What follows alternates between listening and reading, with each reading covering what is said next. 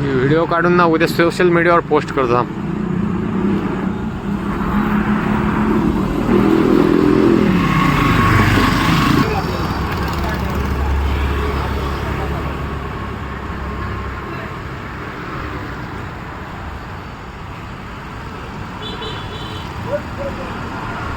हां ठीक आहे व्हिडिओ. नमस्कार मित्रांनो, मी महेश आघाव. आज आपण पाहत आहे मी जुन्या पनवेलच्या टपाल नाका या ठिकाणी आहे.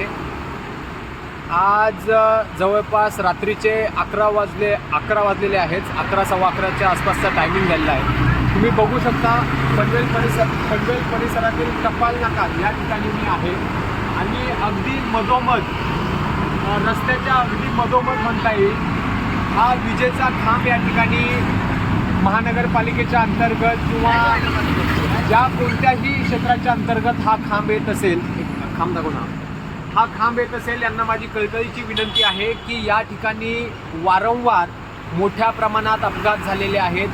बऱ्याच लोकांना या ठिकाणी दुखापत झालेली आहे. एक लाईव्ह एक्झाम्पल आज माझ्यासमोर आहे. ही त्या ठिकाणी माझी गाडी लागली आहे. मी घरी जात असताना आज एक वयस्कर व्यक्ती या खांबाला टोकून रस्त्यावर पडलेले आहेत. रोज दिवसातून किमान 2 ते 3 अपघात या ठिकाणी होतात आणि प्रशासनाला वारंवार निवेदन देऊन सुद्धा जर त्यांचे डोळे उघडत नसतील तर प्रशासन हे पनवेल परिसरात काम करणारे अधिकारी लोकांचा जीव घेण्याचा प्रयत्न करतात का? आपण आज प्रत्यक्षदर्शी ज्यांचा ॲक्सिडेंट अपघात या ठिकाणी झालेला आहे त्यांना विचारूयात नेमकं काय झालं. तुम्हाला नेमकं गाडी चालवत असताना नेमकं काय झालं आणि तुम्ही कसं काय तुमचा अपघात झाला?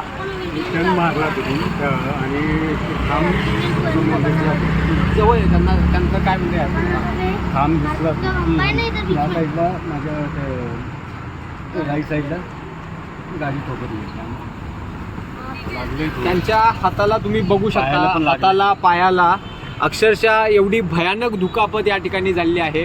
माझी प्रशासनाला कळकळीची आणि हात जोडून विनंती आहे की पनवेल परिसरातील टपाल नाका या ठिकाणी हा जो विजेचा खांब आहे, हा जो विजेचा खांब या ठिकाणी उभारण्यात आलेला आहे, हा लवकरात लवकर या ठिकाणाहून, रस्त्याच्या ठिकाणाहून काढून कुठेतरी वेगळा मार्ग शोधावा आणि लोकांच्या जीवाशी खेळ करू नये ही कळकळीची विनंती मी प्रत्यक्षदर्शी या ठिकाणी जे आजूबाजूचे दुकानदार आहेत.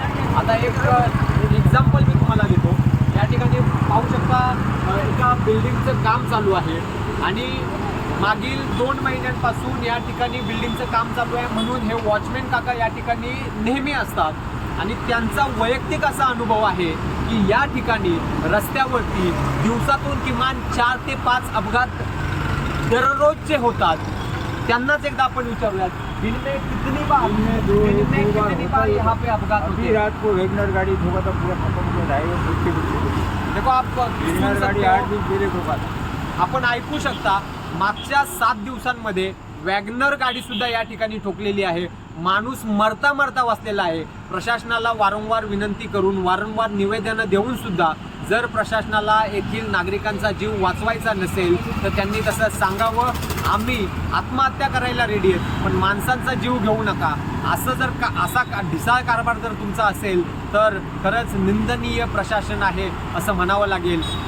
कळकळीची विनंती करतो की तुम्ही लवकरात लवकर यावरती काहीतरी उपाययोजना करावी.